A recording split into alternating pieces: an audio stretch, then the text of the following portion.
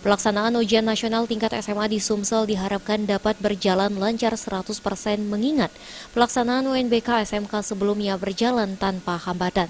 PLT Kepala Dinas Pendidikan Sumsel Riza Fahlevi mengatakan, dari pantauannya meninjau sejumlah sekolah saat UNBK SMK di Kota Palembang, tidak ditemukan kendala selama pelaksanaan mulai dari akses internet hingga listrik, karena setiap sekolah menyiapkan genset untuk mengantisipasi padamnya listrik. SMA siswa kesehatan sudah menggunakan UNBK.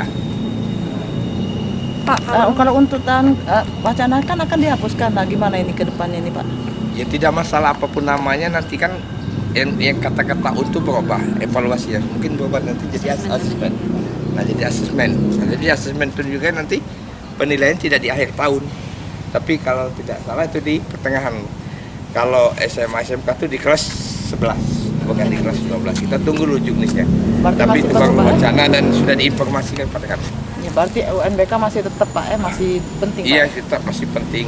Apalagi ada sistem daring kan, jaringan bisa belajar di rumah.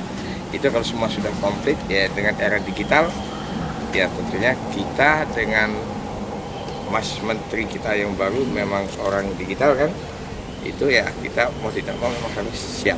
Kalau untuk SMA sendiri sudah 100% enggak Pak? SMA, SMK sudah saya katakan tadi semuanya sudah melaksanakan UNBK. UNBK SMA sederajat di Sumsel tahun 2020 berlangsung di 822 sekolah SMA, MA, dan 288 SMK. Untuk paket C berlangsung di 178 sekolah.